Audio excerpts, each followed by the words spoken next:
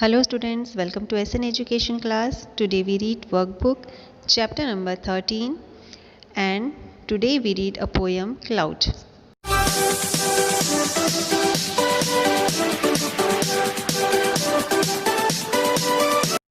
Workbook की reading time में आपको दी है एक पोएम क्लाउड। क्लाउड का मतलब होता है बादल और इस पोएम में क्लाउड के 3 से 4 रूप बताए गए हैं।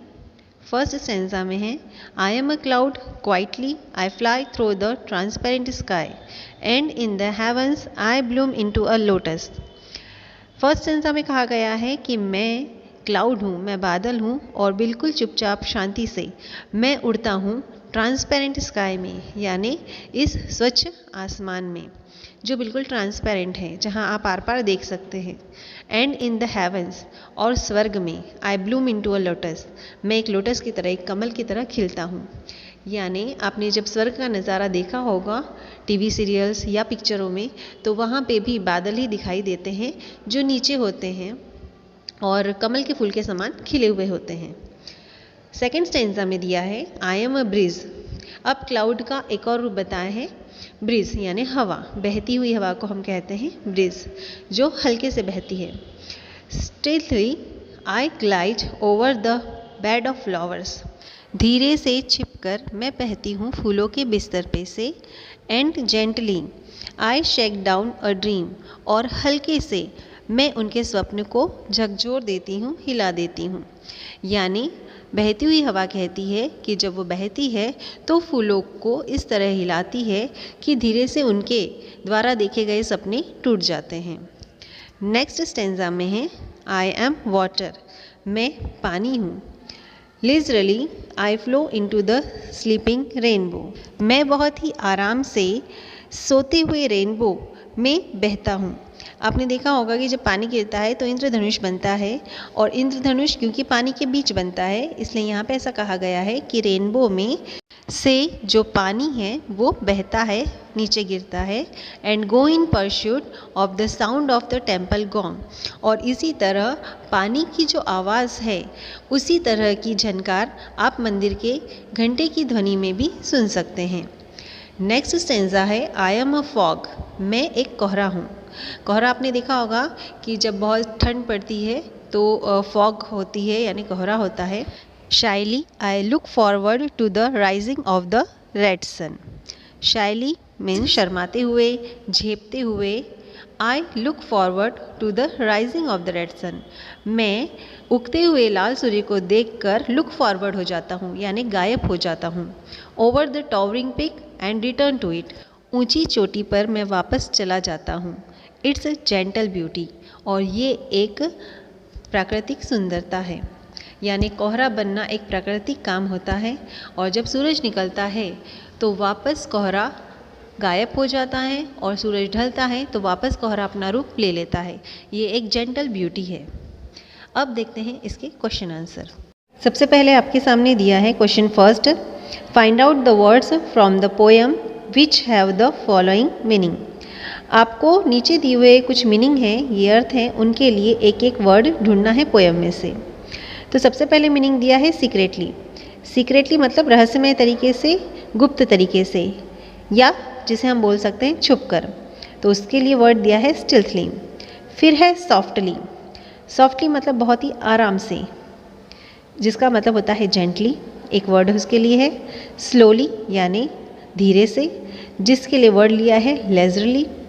फिर है टाइमाइडली, टाइमाइडली का मतलब होता है डरते हुए, झेपते हुए, इसके लिए वर्ड लिया है शाइली। शाय मतलब शर्माना, झेपना। उसके बाद सेकंड क्वेश्चन है जो हमारे किसी काम का नहीं है। थर्ड क्वेश्चन देखिए, how does a cloud feel when it travels in the sky. Cloud यानी एक बादल कैसा महसूस करता है जब वह स्काई में ट्रैवल करता है, यानी आसमान में यात्रा करता है।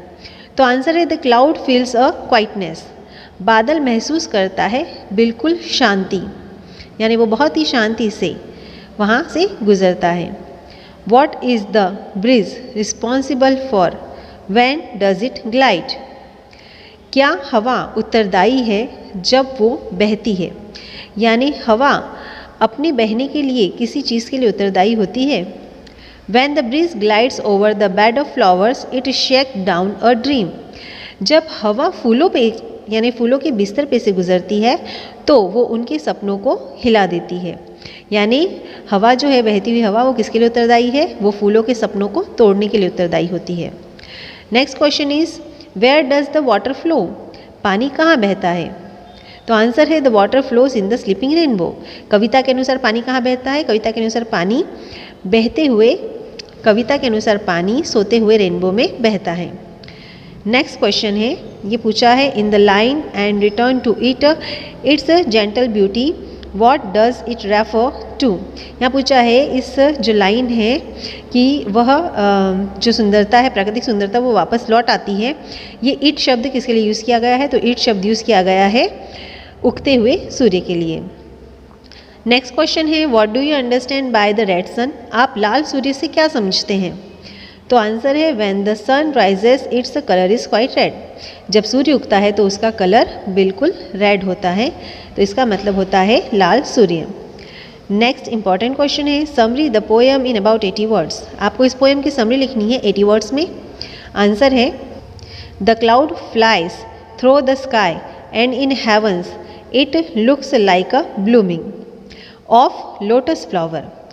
जब बादल फ्लाई करते हैं, उड़ते हैं आसमान में, एंड इन हेवंस और स्वर्ग में, बादल आसमान में उड़ते हैं हमारे सामने, और अगर वो स्वर्ग में उड़ते हैं तो वो कैसे दिखाई देते हैं? वह दिखाई देते हैं जैसे खिलता हुआ कमल का फूल। It is like a breeze that blows, यानी हर एक पोएम के हर एक स्टेंजा से एक एक लाइन ली गई है। It is like a bridge, बादल जो है वो एक झोंके के, हवा के झोंके के रूप में भी ब्लो करते हैं, बहते हैं साइलेंटली, बिल्कुल शांति से। And it's drops can be looked on the flower, और जब ये हवा के रूप में फ्लावर के ऊपर से बहते हैं तो फ्लावर पर इनकी पानी की कुछ बूंदें, यानी ओस की बूंदें जो होती हैं वो फूलों पे रह जाती हैं और हमें दिखाई देती हैं। It's a drop of water make the rainbow appear in the sky. पानी की ये जो बूंदें हैं ये रेनबो में भी दिखाई देती है आसमान में। It also takes the shape of the fog.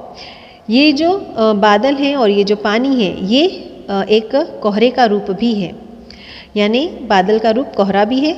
It waits for the sun to rise and at the rising of the sun it disappear returning its beauty.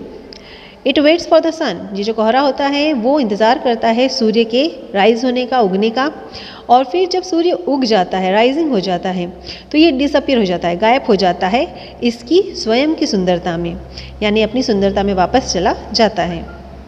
ये थे इस पोएम के क्वेश्चन आंसर। हम मिलेंगे नेक्स्ट वीडियो में एक नए chapter और एक नए पैसेज के साथ। Have a nice day, good bye.